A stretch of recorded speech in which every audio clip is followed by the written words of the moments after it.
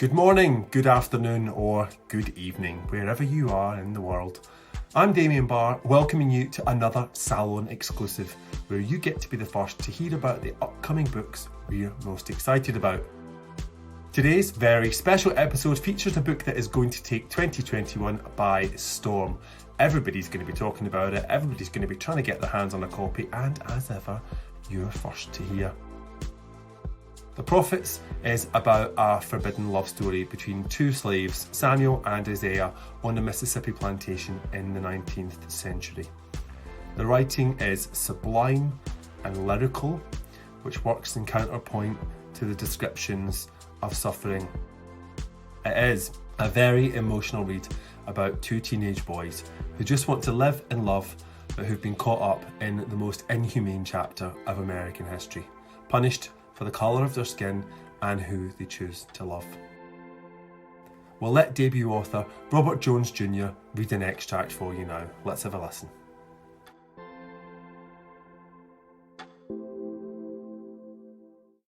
Greetings, everyone.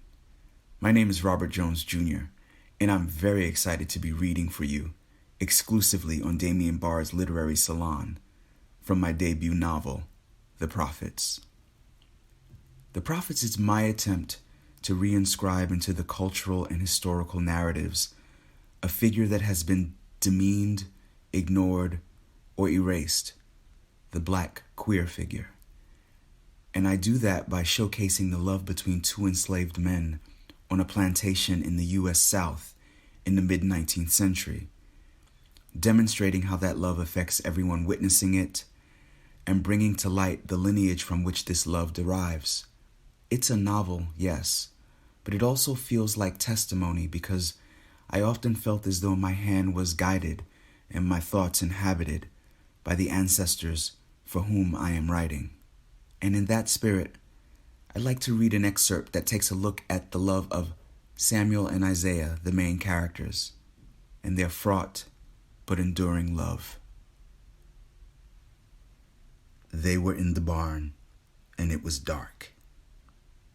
Neither felt like lighting a torch or a lamp, so they just pushed out some hay and covered it with the piece-cloth blanket Bianti had made them.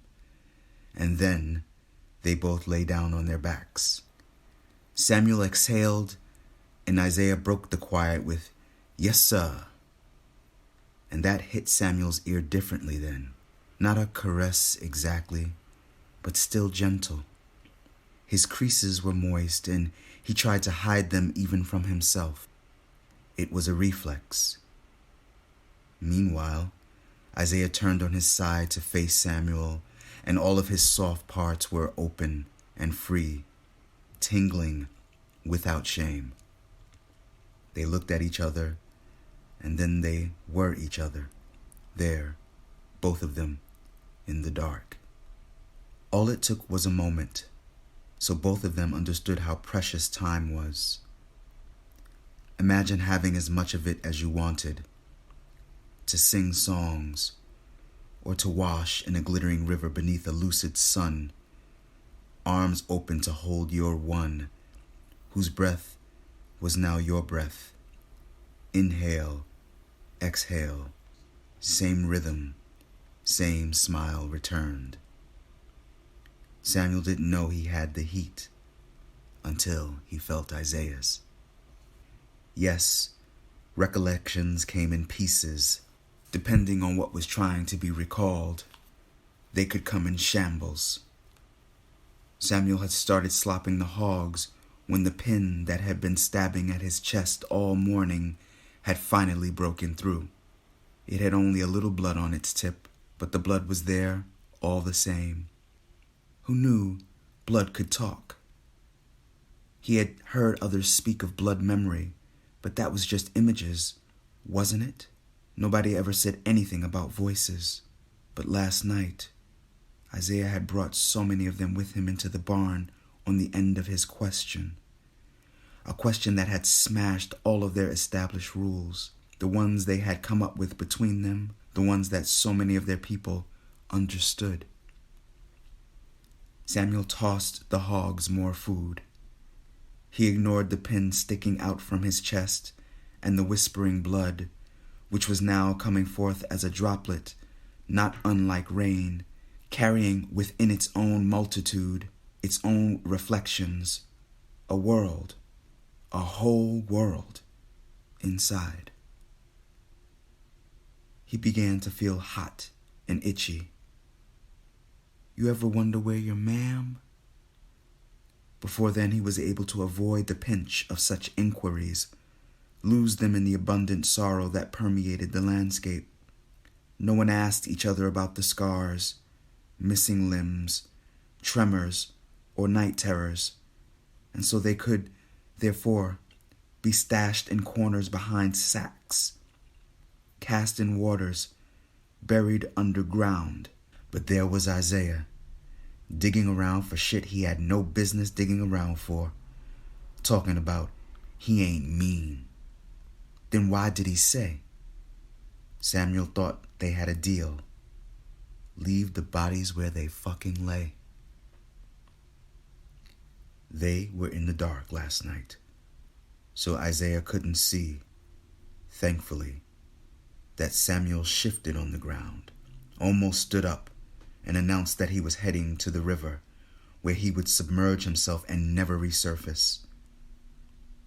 Instead, he sat there, muscles flexing under the strain of grasping for something not there. He blinked and blinked, but it didn't stop his eyes from burning. What kind of question was this? He had let out a breath in a huff. Even in the dark, he could feel Isaiah's calm anticipation, its steady, relentless tugging, coaxing him to open himself up yet again. But had he not opened himself up wide enough?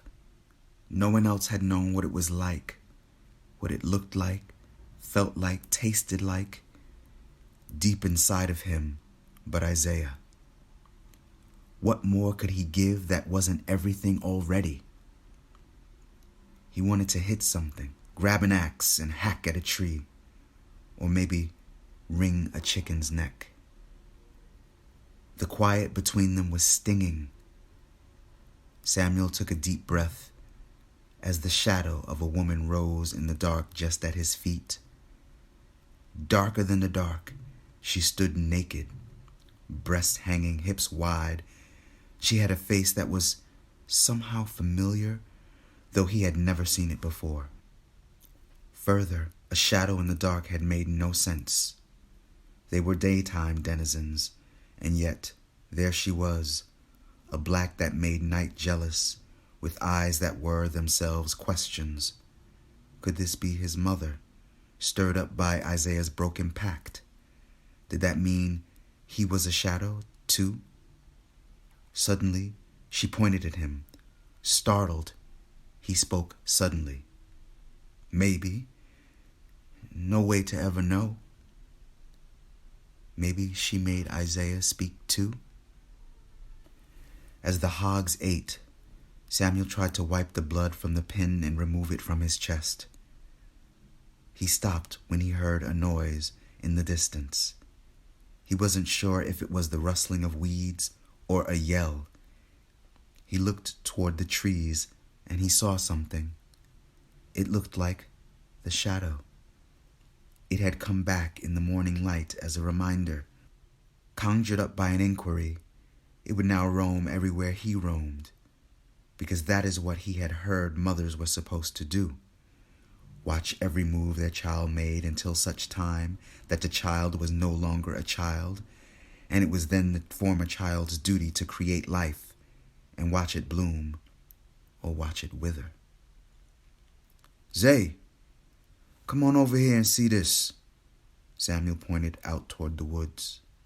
Isaiah ran up beside Samuel. Ain't you gonna apologize for what you said to me? I did that. You just ain't hear me. But look, there, that there, moving. The trees? Isaiah was quick with those words, distracted, wanting to discuss the other thing. No, that thing there.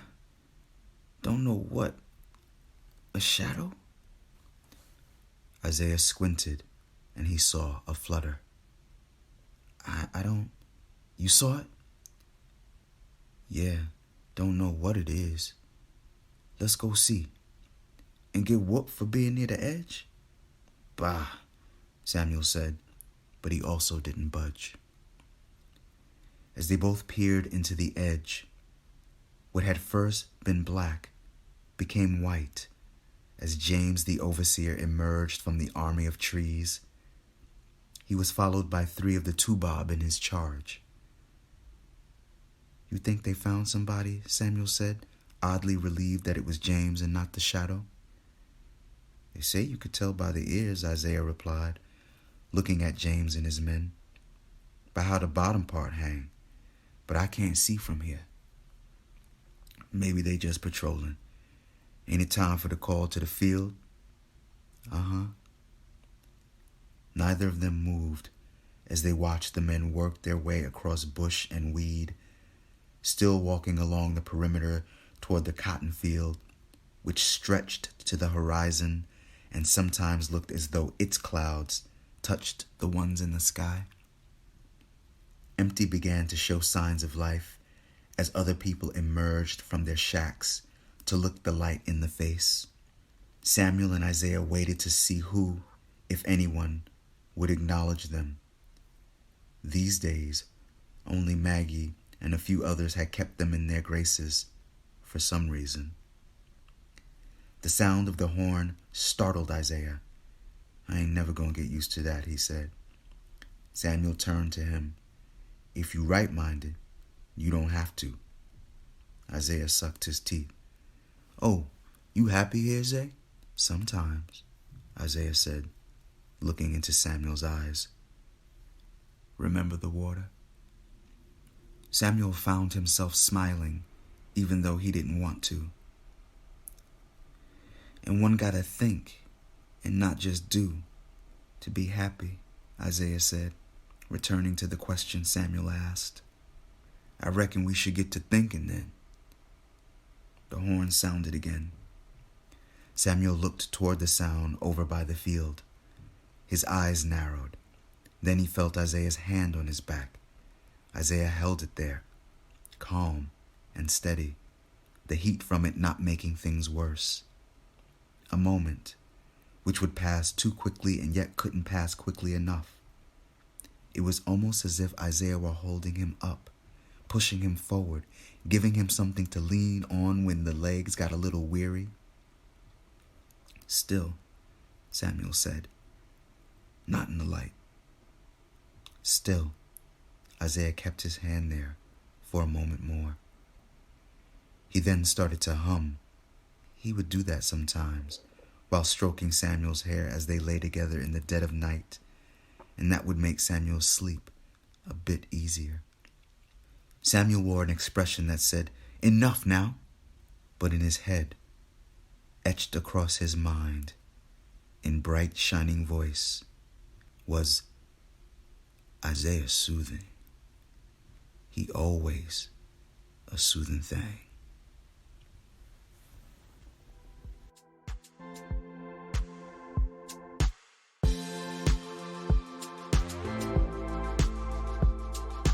I could easily listen to a whole audiobook read by him, and I hope that he's doing it. Published by Riverrun, The Prophets is available now in all good bookshops. As always, we recommend you buy from your local indie. This is a book not to miss, so pre-order now. Thanks for listening, and join us again soon.